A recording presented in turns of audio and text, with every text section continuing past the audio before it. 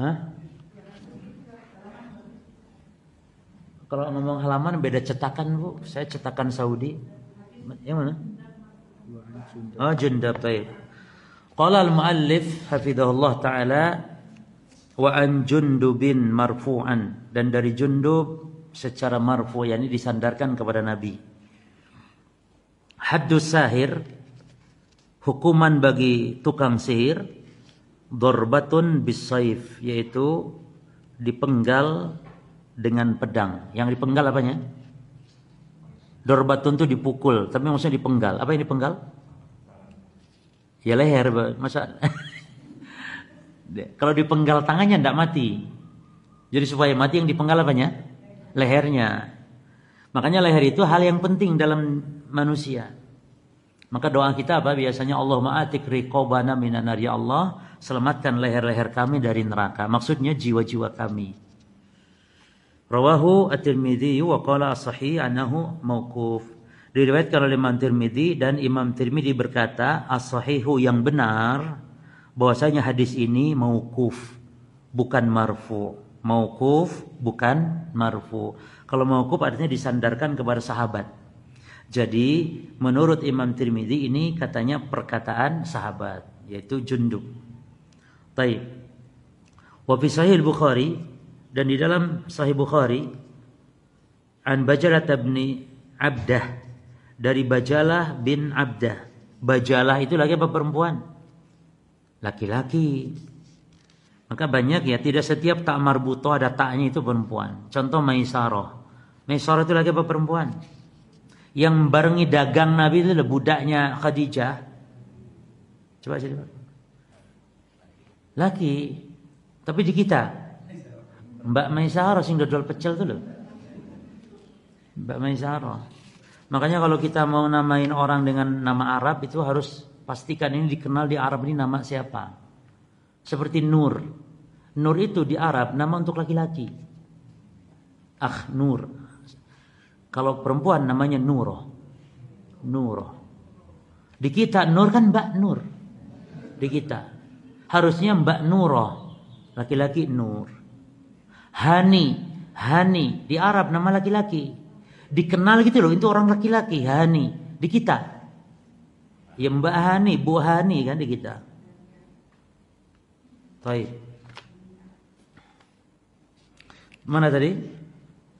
An Bajalah bin Abdah. Qala, dia berkata, kataba Umar bin Al-Khattab. Umar bin Al-Khattab menetapkan. Kataba ini menetapkan. Aniqtulu, agar membunuh kulla sahirin wa sahiratin. Setiap tukang sihir baik laki atau perempuan. Ini Umar menyarankan demikian, bunuhlah itu kepada siapa? Apa? Kepada setiap muslim, bukan kepada setiap penguasa. Jelas? Setiap para penguasa, karena yang berhak membunuh untuk menghukum dalam rangka menghukum adalah hanya para penguasa. Seperti yang berhak menghancur-hancurkan kuburan ketika kuburan dibangun tinggi-tinggi, siapa? Apakah setiap muslim? La. Karena kalau setiap muslim akan menimbulkan fitnah dan kerusakan di tengah-tengah umat Islam. Nggak boleh. Termasuk yang memberantas ya sarana kemaksiatan ya jemaah, itu juga para penguasa. Jadi tugas mereka. Makanya Nabi mengutus Ali untuk menghancurkan, meratakan kuburan, untuk menghancurkan patung-patung. Nabi tugaskan Ali karena Nabi yang menugaskan sebagai penguasa. Qala, maka kata Bajalah, faqatalna salasata sawahir. Maka kami membunuh 3 tukang sihir. Wa sahha an Hafsah, dan telah sahih riwayat dari Hafsah. Siapa Hafsah? Istri Nabi, yakni Hafsah binti Umar. Hafsah istri Nabi. Annaha amarat, ya, bahwasanya Hafsah memerintahkan biqatli jariyatin laha, untuk dibunuh jariyah, budak perempuan laha miliknya, saharatha, yang telah menyihir Hafsah. Ya. Fakutilat, maka akhirnya dia pun dibunuh. Siapa yang bunuh? Apakah Hafsahnya? Bukan, penguasa di zaman itu. Wa kadzalika sahha an Jundubin, demikian pula telah sahih riwayat tentang dukun itu dibunuh adalah dari sahabat Jundubin. Qala Ahmadu, Imam Ahmad berkata, an salasatin min ashabin Nabi sallallahu alaihi wasallam, dari 3 orang para sahabat Nabi. Artinya riwayat-riwayat tentang tukang sihir itu dibunuh adalah dari 3 orang sahabat Nabi. Di sini saja sudah kita tahu siapa, Bajalah, kemudian Jundub, kemudian Hafsah. Apa haddus sahir? Ai uqubatu. Maksud had itu hukuman had. Hukuman had di dunia. Kemudian dorbatun bisayf, yakni uqubatuhu. Dorbatun bisayf ai dipukul dengan pedang, yakni maksudnya qatluhu, dibunuh maksudnya. Ruwiya, diriwayatkan dalam lafaz yang lain itu bukan dorbatun, bukan, tapi dorbuhu dengan ha. Dan memang di zaman dulu tulisan Arab itu Bapak Ibu itu nggak ada titiknya. Maka ada sempat yang salah ya baca habatu sauda, itu nggak ada titiknya, sehingga dipahaminya hayatu sauda, nggak ada titiknya kan. Habatu sauda jintan hitam, hayatu sauda ular hitam, salah baca, sehingga dimakanlah ular hitam. Karena disebutkan dalam hadisnya itu kan harusnya habatu sauda dawa likuli syai'ila sam. Bahwasanya habatus sauda obat berbagai macam penyakit kecuali mati nggak ada obatnya. Akhirnya dia bacanya ular hitam, dimakan, malah dia yang mati akhirnya. Ular dimakan. Jadi dulu nggak ada titik. Jadi dorbatun bisa jadi dorbuhu, titiknya nggak dibuang, jadi bisa aja dibaca dorbuhu. Dorbuhu ya dulu begitu. Dalam riwayat dorbuhu bilha watta. Jadi ada riwayat ha dengan riwayat ta. Mauqufun, mauquf artinya apa? Ai min kalami sahabi la min kalamin nabi. Mauquf.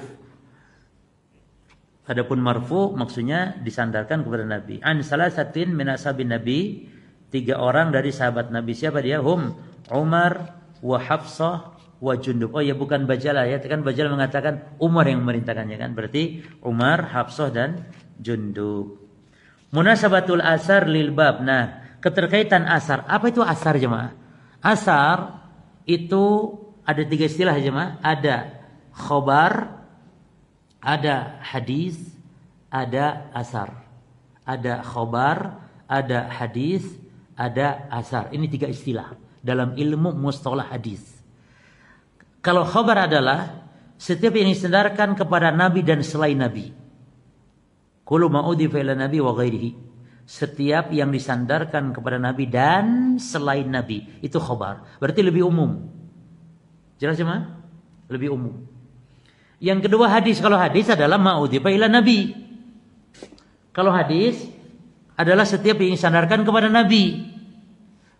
Min qaulin perkataannya, au fi'lin atau perbuatannya, au takririn atau persetujuannya Nabi, au sifatin atau sifat Nabi. Sifat itu ada 2. Sifat fisik dan sifat akhlak. Sifat khuluqiyah dan sifat khalqiyah.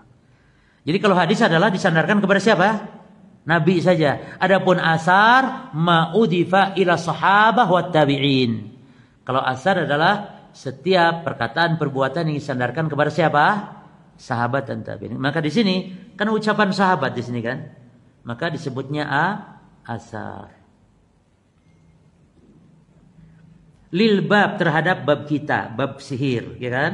Apa keterkaitan? Apa korelasi bahasa kerennya? Korelasi. Keterkaitan. Bu, benar tak? Itu sok-sok keren bahasa tapi keliru takutnya. Benar tak? Ya korelasi itu cuma keterkaitan. Baik. Apa munasabatul asar lil bab? Korelasi asar ini terhadap bab kita, bab sihir. Anna fiha, bahwa di dalam asar tersebut terdapat bayana, penjelasan, hadis sahir, hukuman tukang sihir. Hukuman tukang sihir. Bi annahu, bahwasanya hukumannya al-qatlu, dihukum mati. Dihukum mati. Kalau di Saudi dihukum mati, Pak. Di Saudi dihukum mati tukang sihir. Cuman alasannya kenapa? Apakah karena dianggap kafir sehingga murtad maka dihukum mati? Karena orang murtad dihukum mati. Ya. Ini ada beda pendapat ulama. Cuman yang jelas dihukum mati. Mimma yadulu ala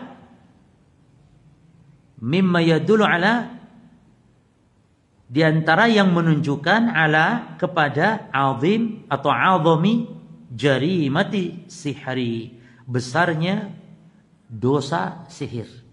Gitu. Ya kan? Kan kita bahas sihir, bukan tukang sihir kan, bahas sihirnya.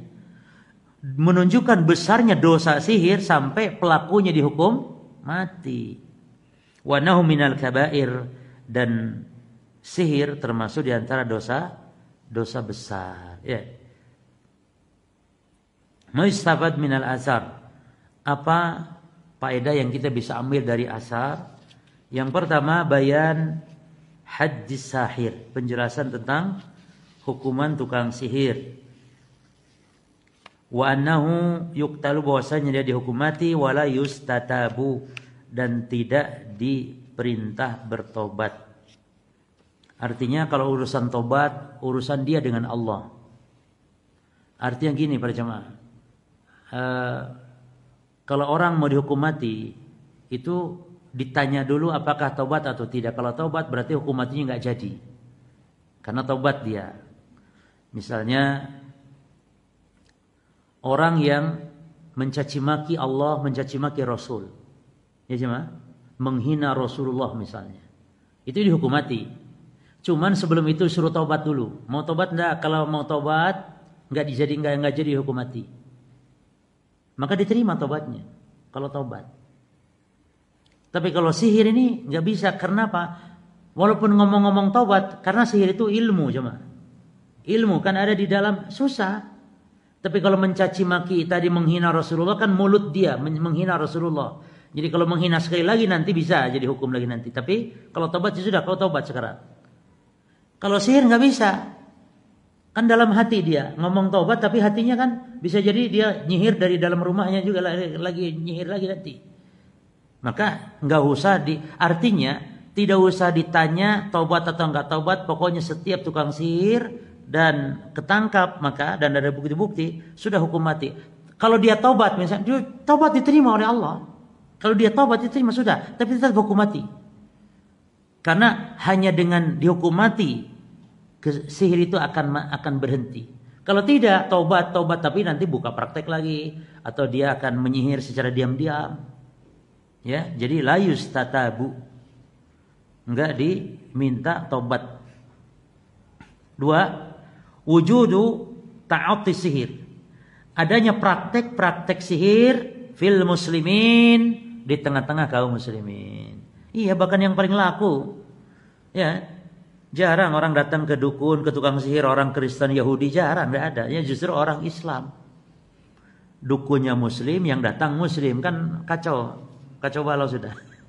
Dukunnya muslim, yang datang juga muslimin. Konon katanya pejabat juga pada datang, ya.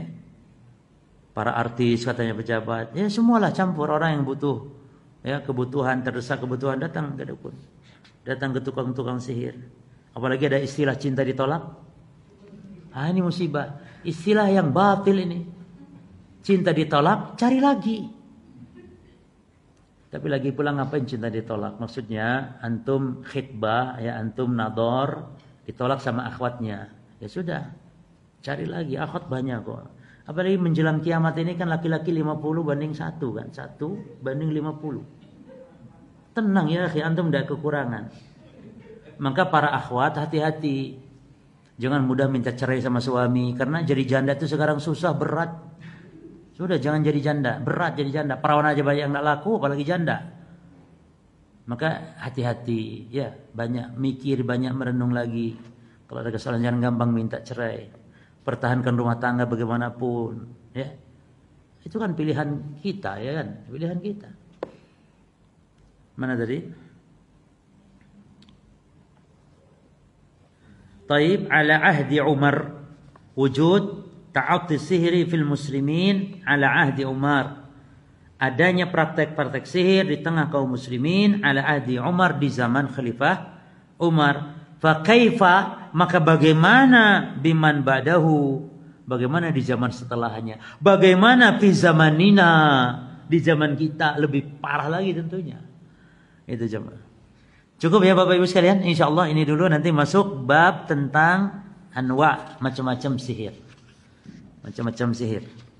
Maksud macam-macam ini, ada sesuatu disebut sihir padahal bukan hakikat sihir. Seperti namimah. Namimah itu sihir. Karena bisa memisahkan orang yang sedang bersatu. Namimah, dia adu domba. Tapi ini sihir secara istilah bahasa.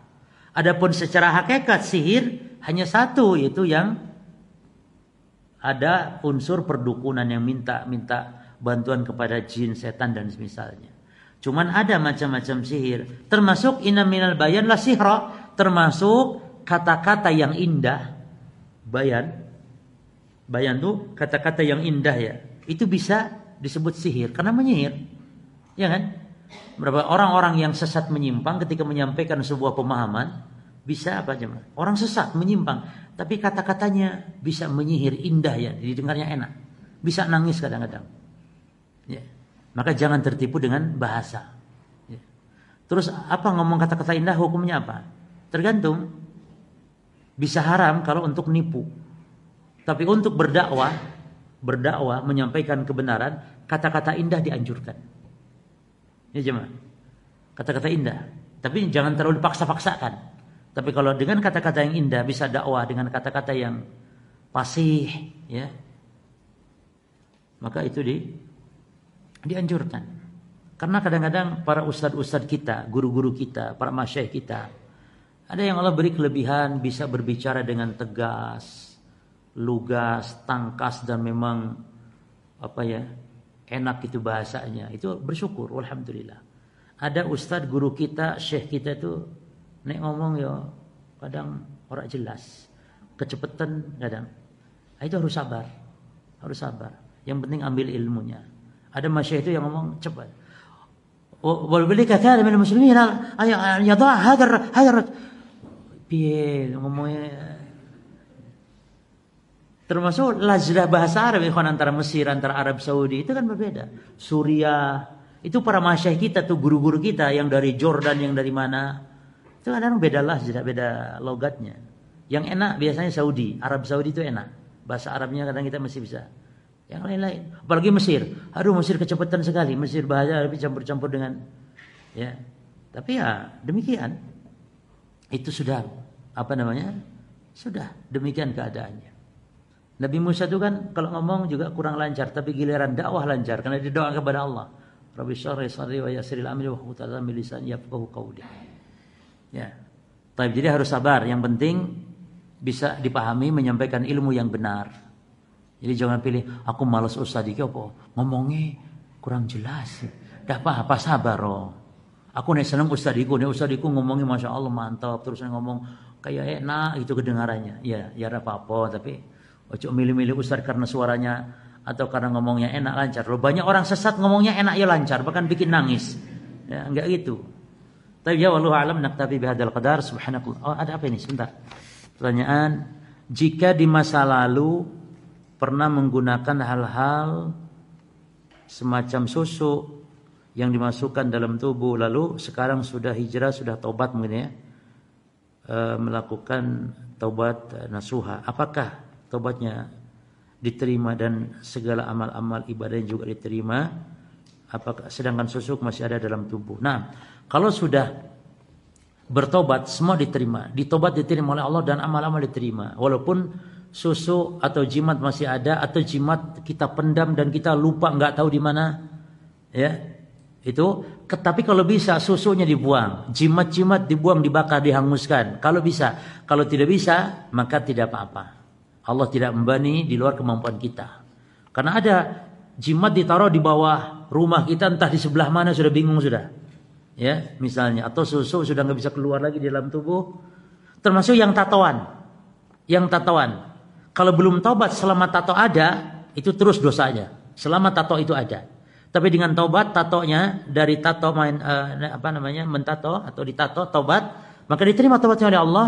Dan walaupun tatonya masih ada. Karena untuk membuang tato kadang berat. Maka tidak apa-apa kalau tato berat untuk dibuang, biarkan. Cukup kitanya bertobat. Termasuk ibu-ibu. Ibu-ibu haram mencukur alis dan mengganti dengan tato. Biasanya itu dengan spidol. Maka kalau ibu sudah taubat, tidak apa-apa, biar. Tidak apa-apa. Nggak usah malah dibuang, nanti malah hancur semua nanti. Biar. Maka kita jangan berburuk sangka Bapak Ibu. Kalau ada wanita alis dibuang lalu ditato, itu dilaknat wanita itu. Dan kita jangan sampai memahami ini wanita terlaknat ini. Oh, iku lo dulu tato ini kayak ono. Belum tentu bisa jadi dia sudah apa? Bertobat. Cuman sisanya yang bisa dibuang, enggak apa-apa. Baik ya. Tetapi sudah yaitu daging dalam tubuh. Nah, tidak bisa dikeluarkan karena tidak tahu bagaimana cara mengeluarkannya atau apakah ada cara untuk mengeluarkannya karena sangat ingin dikeluarkan tapi sudah menyatu dengan daging di dalam tubuh. Ya, dan membuang susuk itu cuma nggak boleh juga ke dukun karena itu nanti ada babnya kita insyaallah babnya apa? Membuang membuang sihir dengan sihir serupa. Malah takutnya ditambah lagi ya. Ya cukup dengan diruqyah ya, diruqyah dengan ruqyah syariah. Sudah enggak apa-apa. Tapi diruqyah kalau bisa ya, diruqyah supaya nanti pengaruh-pengaruhnya hilang gitu. Wallahu a'lam. Cukup Bapak Ibu, semoga bermanfaat ya. Alhamdulillah kita sudah berpindah ke masjid ini, ke Masjid Abdillah ini yang semoga Allah Taala memberikan kepada para pengelola, para takmir yang telah mengizinkan kita di sini, memberikan keberkahan. Allah memberikan pahala yang terus melimpah dengan orang yang hadir di masjid ini juga berpahala bagi beliau-beliau yang telah mengizinkannya. Kemudian juga mungkin ada jamaah-jamaah yang sekitar dekat dengan masjid ini bisa hadir, maka ini mudah-mudahan lebih bermaslahat ya. Demikian semoga apa yang kita bahas ini bermanfaat. Aqulu qouli hadza subhanakallahumma bihamdika asyhadu an la ilaha illa anta astaghfiruka wa atubu ilaik. Assalamualaikum warahmatullahi wabarakatuh.